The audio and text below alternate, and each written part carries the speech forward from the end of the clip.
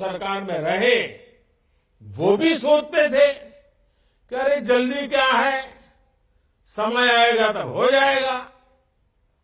सरकारों को लगता था कि ये तो भविष्य की जरूरत है, इसका समाधान अभी क्यों करना। वो लोग देश की प्रायोरिटीज को भी बैलेंस नहीं कर पाए, देश के सामर्थ्य को भी समझ नहीं पाए।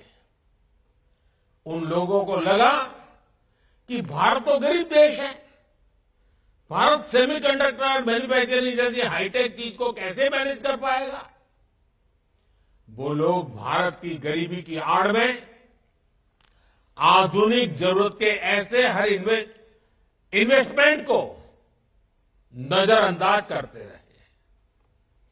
वो हजारों करोड़ के घोटाले कर लेते थे, लेकिन सेमीकंडक्टर मैन्युफैक्चरिंग पर हजारों करोड़ रुपए इन्वेस्ट नहीं कर पाए।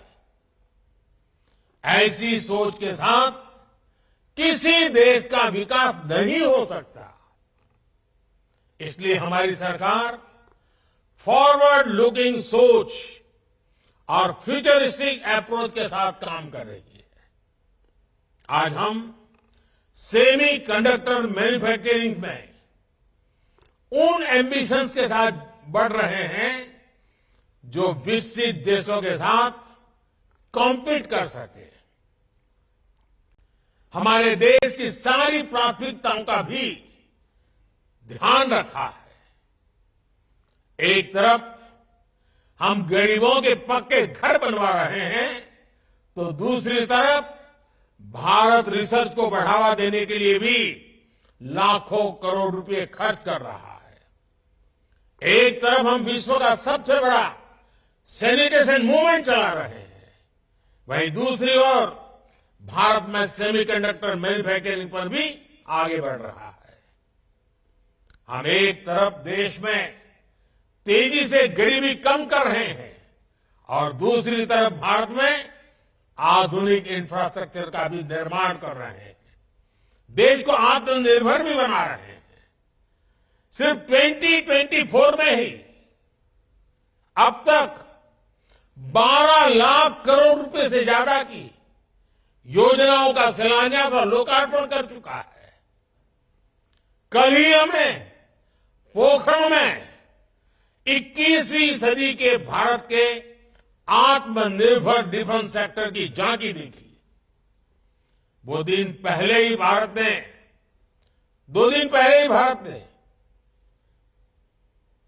अग्नि 5 के रूप में भारत को दुनिया के एक्सक्लूसिव क्लब में शामिल होते देखा। 2 दिन पहले ही देश की खेती में ड्रोन क्रांति की शुरुआत हुई। नमो ड्रोन दीदी योजना के तहत हजारों ड्रोन महिलाओं को सौंपे गए। गगनयान को लेकर भी भारत की तैयारी और तेजी आई है। हाल में ही देश को अपना पहला made in India fast breeder nuclear reactor मिला है। ये सारे प्रयास, ये सारे प्रोजेक्ट्स भारत को विकसित होने के लक्ष्य के और निकट ले जा रहे हैं, तेज गति से ले जा रहे हैं।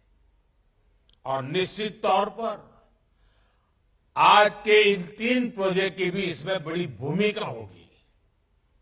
और साथियों, आप जानते हैं आज चारों तरफ एआई की भी उतनी ही चर्चा है।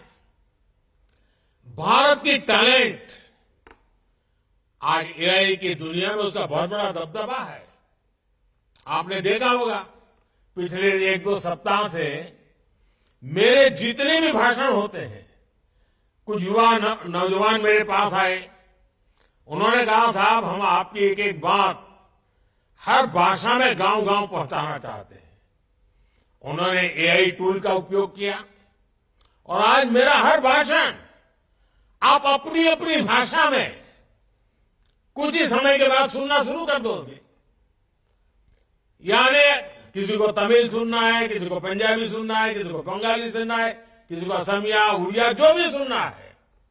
ये एआई का कमाल, ये मेरे देश के नौजवान कर रहे हैं और मैं तो ऐसी नौजवान टीम का आभारी हूं कि उन्होंने मेरे लिए इतना बढ़िया एआई के जनरेटेड मेरी स्पीचेस को, मेरे भाषणों को हिंदुस्तान की सभी भाषाओं में इंटरप्रिटेशन के साथ पहुंचाने का जो प्रयास किया है, मेरे लिए बड़ा आनंद का, खुशी का विषय बना है।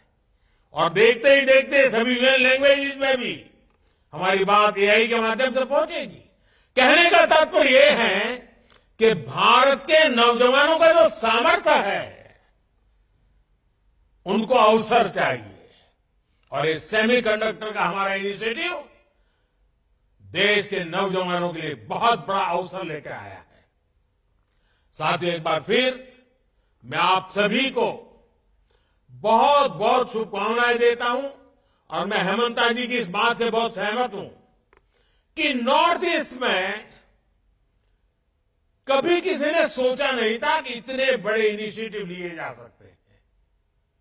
हमने ये तय किया है और मैं तो मानता हूं साउथ ईस्ट एशिया के साथ हमारा जो जुड़ाव बढ़ रहा है, तो मेरा north east south east Asia के साथ जुड़ने का सबसे बड़ा ताकतवर क्षेत्र बनने वाला है। मैं साफ साफ इसको देख रहा हूं और मैं इसकी शुरुआत देख रहा हूं। तो मैं आसाम के लोगों को, नॉर्थ ईस्ट के लोगों को आज सबसे ज्यादा शुभकामनाएं देता हूं, सबसे ज्यादा बधाई देता हूं। साथियों, आप सब ऐसे ही भारत की प्रगति को एक नई शक्ति देने के लिए जुड़ते रहिए, आगे बढ़ते रहिए।